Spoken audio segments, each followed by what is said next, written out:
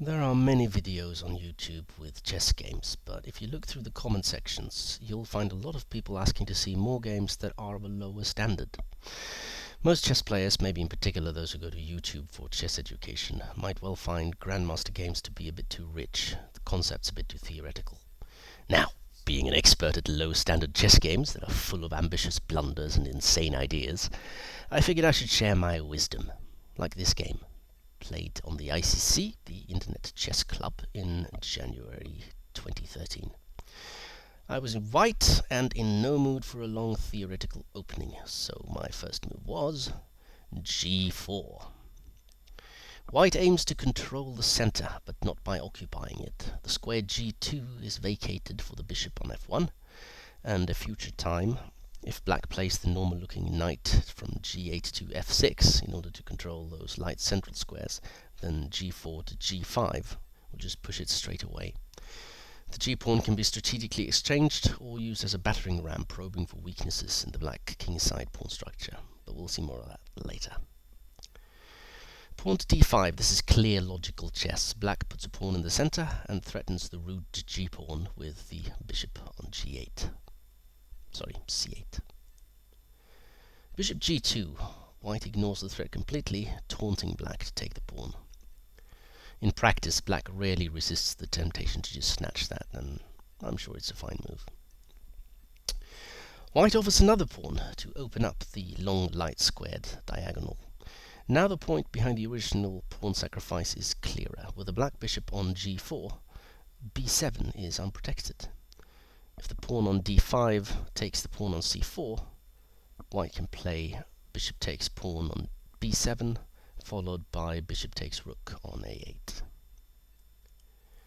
Black plays c6, defending the pawn and trying to prop up the diagonal. Pawn takes pawn, pawn takes pawn, and knight c3.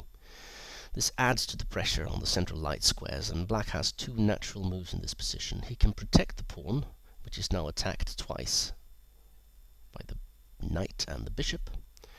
He can protect it by playing pawn to e6 or knight to f6.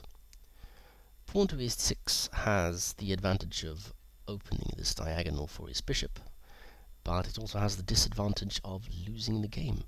The problem with pawn to e6 is that the bishop on g4 loses its retreat route. So if pawn goes to e6, then the queen comes out to a4, checking the black king, followed by queen takes bishop for free. My opponent saw that and played knight f6.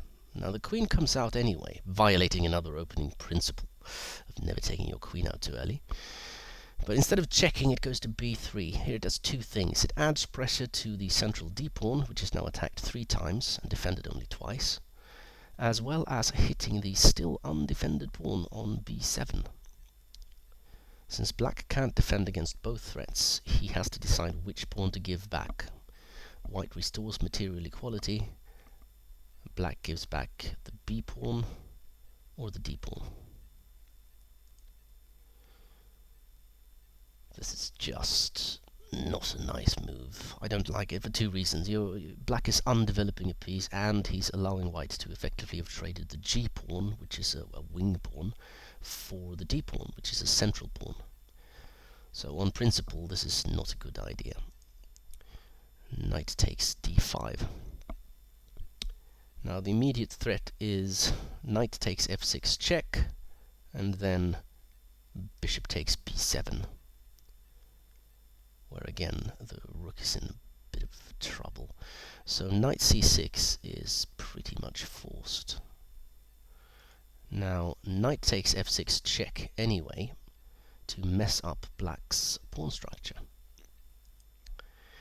E takes f6. Now I was pretty sure that he would recapture with the g-pawn. I was very happy to see this move, but apparently he liked to keep his pawns connected rather than mirror white's setup with an isolated h-pawn. The drawback of this move is that white now possesses a strategical trump card for the endgame, and it's this. The d-pawn is suddenly what's called a protected passed pawn. If we were to remove or exchange pieces from the endgame is white demon can never be stopped and challenged by an enemy as black has pawns C, D, E. If white can just simplify the exchanges without giving up like any obvious targets to play against, it's a very fair game and an excellent chance. Granted, we're only into the game, so the endgame is a long way away. For the endgame comes the middle, so white needs to develop his remaining pieces. D3, opening the diagonal for the dark square bishop e4, check. Now, in light of what I just said, it might seem like a good idea to play bishop d2 and let black exchange here. Bishop takes d2, king takes d2. But that's just one pair of pieces gone, and after that exchange, the white king would be centralized and on the second rank, and x-rayed by the enemy queen. So it kind of feels drafty to me. So I pass and play king f1. This is another real rule breaker, neglecting to castle. In this position, I don't really think white needs to castle, though. Without the g-pawn, the rook on h1 may well be very comfortable standing on g1 as soon as the knight is moved. From there it can put pressure on black's g-pawn, especially if black castles kingside.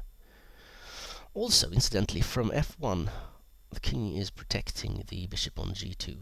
I mean, sure, it's not actually attacked right now, but it's still nice to keep your pieces defended even when they're not attacked. Then you don't have to worry about suddenly finding yourself with several undefended pieces attacked at the same time.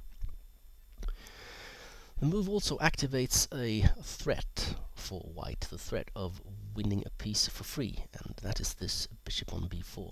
Right now, this bishop is only defended by one piece.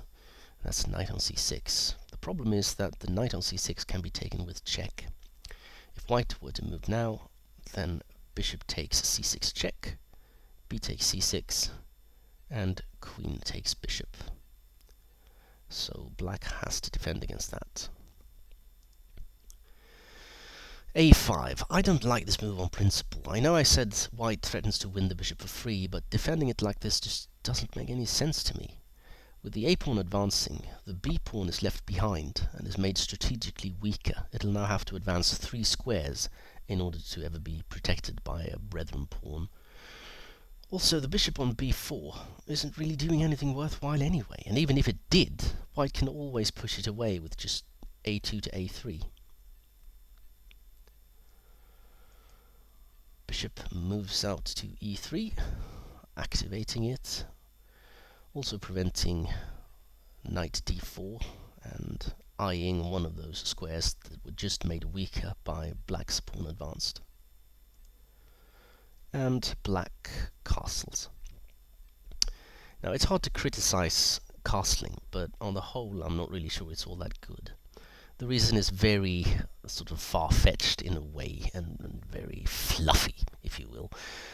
But white has more firepower on the king side than black does.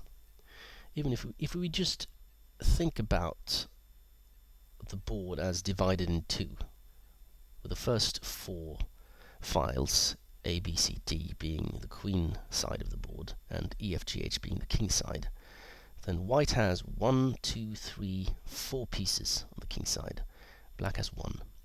There's no direct attack brewing, there are no immediate themes plopping up, but it's still something to consider. And with that in mind, pawn to h4. This is caveman chess. The h-pawn can be pushed as far as black allows it, probing for weaknesses, and simultaneously it facilitates a rook lift from h1 to come up to h3 and get into the game and start really hammering down on black's monarch. Bishop e6 is a fine move, developing the bishop with a tempo, because it's hitting the white queen on b3. So the queen will have to move. Queen to a4. It might sound strange that playing the queen to the edge of the board and putting it behind a black piece is actually part of the whole plan of a kingside attack. But if you look at the 4th rank, you'll see that there are no other pieces than the queen and that bishop. Now, at any given time, white can force the black bishop to retreat with a3, and then swing over to f4 or g4, maybe even h4 if the pawn has moved on. And white will have a total of 5 pieces on the king's side, all sniffing around for a chink in black's armor. Black plays bishop d5, looking to exchange pieces and lessen the pressure.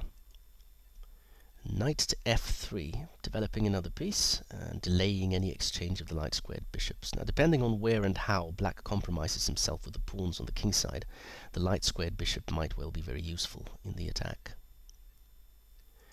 Black plays rook to c8. I was a bit surprised to see this move, actually. I expected something like knight to e5, inviting me to undouble those pawns, and in doing so depriving myself of that strategic endgame advantage of the pass-protected d-pawn. I wouldn't have captured on e5, I would have played rook h3, defending and moving in for an attack at the same time. h5. And that's as far as black was willing to let the h-pawn go. I'm not sure he needs to play h6, but I'm certainly not going to complain. It gives me a brand new target to aim for. a3, pushing the bishop away. Bishop goes to d6. And queen swoops over to g4. Now the immediate threat here is bishop takes h6.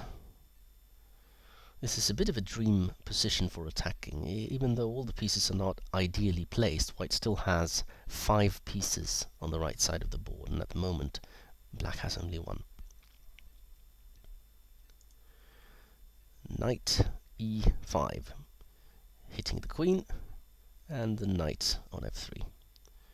It's offering a series of exchanges to take away the pressure.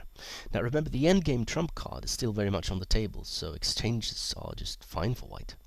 Or so I thought, because I was for some reason under the impression that if I played, which I did, knight takes e5, I thought black had to recapture with the bishop. But after bishop takes g2 check, king takes g2, he took back with the f-pawn instead. And now several things have happened.